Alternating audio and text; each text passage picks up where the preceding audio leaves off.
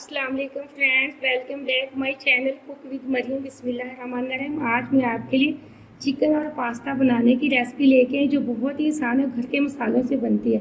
सबसे पहले मैंने आधा किलो पास्ता लिया है और मैंने एक शिमला मिर्च ली है और एक और मैंने गाजर ली है जिसको मैंने काट के रख लिया। एक मैंने प्याज ली है, आधा किलो चिकन लिया, एक चम्मच काली मिर्च के लिए, एक टमाटर लिया है जिसको मैंने काट के रख लिया, 2 हरी मिर्चें लिए, एक नींबू का रस लिया है, 1 चम्मच मैंने सुरख मिर्च के लिए, 1 नमक का चम्मच लिया और 1 आधी चम्मच मैंने धनिया पाउडर पिसा हुआ गरम मसाले का लिया और 1 कप ऑयल का लिया है। और मैंने यहाँ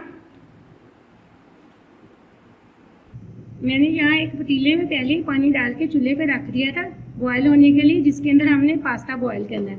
अब पानी हमारा बॉयल होना शुरू हो गया।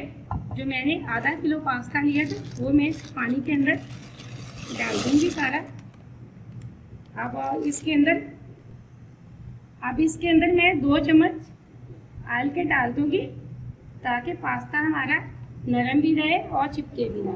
इसको 8 से 10 मिनट के लिए छोड़ दूंगी बॉयल होने के लिए। तब तक हम इसका मसाला तैयार कर लेते हैं। अब यहाँ मैंने कढ़ाई के अंदर 1 कप ऑयल का डाल के रख दिया गर्म होने के लिए। ऑयल हमारा गर्म हो चुका है। मैं अब इसके अंदर जो एक प्याज मैंने काट के रखी थी बारीक टुकड़ों में वो इसके अंदर डाल दूंगी और 2 से 3 मिनट तक इसको अच्छे से फ्राई कर लूँगी। अब प्याज को मैंने यहाँ 2 से 3 मिनट तक फ्राई कर लिया। प्याज हमारा अच्छे से नरम हो चुका है। याद रखिए कि चूल्हे को अपने मीडियम फ्लेम पे ही रखना है। अब मैंने जो चिकन लिया था इसके अंदर मैं वो डाल दूँगी फ्राई होने के लिए। और इसके अंदर मैंने ये दालचीनी के 2-3 टुकड़े और बड़ी इलायची ली थी वो मैंने इसके अंदर डाल दी, इसलिए ताकि हमारे चिकन की स्मेल चली जाए। और जो मैंने 1 चम्मच नमक की ली थी अब हम इसके अंदर वो ऐड कर देंगे। अब 2 से 3 मिनट तक इसको अच्छे से फ्राई कर लूँगी। अब पास्ता हमारा एकदम से गल चुका है। मैंने चूल्हा बंद कर दिया। अब मैं इसको एक छलनी के अंदर छान के इसके ऊपर से ठंडा पानी डाल के साइड पे रख दूँगी। अब मैंने पास्ता को छलनी के अंदर छान के इसके ऊपर से ठंडा पानी डाल के इसको साइड पे रख दिया। अब यहाँ चिकन भी हमारा फ्राई हो चुका है। मैं अब इसके अंदर ये टमाटर लिया था एक, उसको काट के रखा था वो डाल दूंगी। और जो हमने एक और गाजर बारीक बारीक काट के रखी थी हम वो भी इसके अंदर डाल देंगे। और यहाँ हमने सुरख मिर्च की 1 चम्मच ली थी वो भी हम इसके अंदर डाल देंगे। और नींबू का हमने जो रस लिया था वो भी हम इसी के अंदर डालेंगे। और 1 चम्मच यहाँ मैंने काली मिर्च की ली थी वो भी इसके अंदर डाल देंगे। 2 से 3 मिनट तक इसकी अच्छे से भुनाई करेंगे।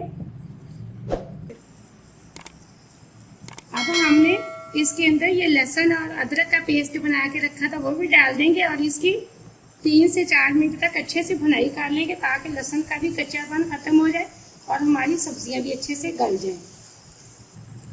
मैंने 2 से 3 मिनट तक इसकी अच्छे से भुनाई कर ली है। माशाल्लाह से बहुत अच्छे से इसकी भुनाई हो गई है।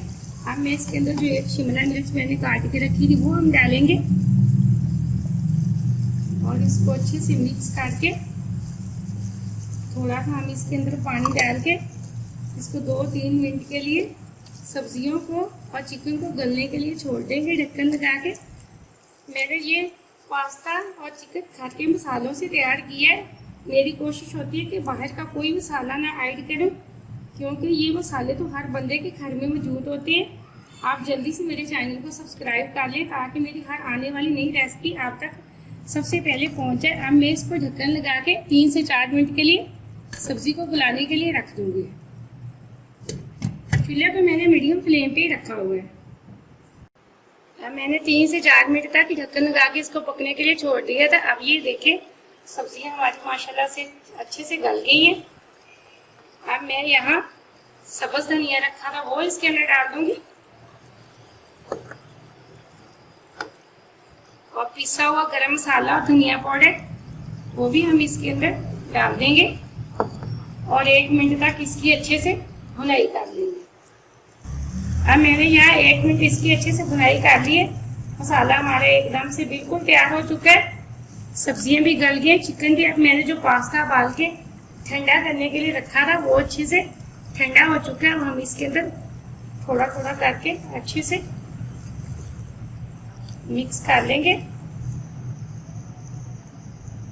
अब मैं इसको अच्छे से मिक्स कर लूंगी। अब ये पास्ता हमारा अच्छे से मिक्स हो चुका है। अब मैं 1 मिनट के लिए इसको दम पे रख दूंगी, ढक्कन लगा के हल्की आंच पे। अब यहाँ मैंने 1 मिनट तक हल्की आंच में इसको दम पे रखा था। अब मैंने चूल्हे को कर दिए बंद। ये माशाल्लाह से बहुत अच्छा तैयार हो चुका है। अभी मैं आपको दिखाती हूँ, ये देखें ये एकदम से कितना प्यारा बना है। अब मैं इसको प्लेट के अंदर निकाल लूँगी।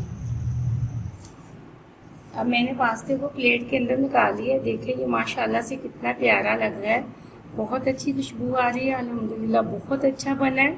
आप मेरी इस रेसिपी को ट्राई ज़रूर करना, आपका भी माशाल्लाह से इसी तरह का बनेगा। मुझे अगली रेसिपी के लिए इजाज़त दें। अल्लाह हाफिज़।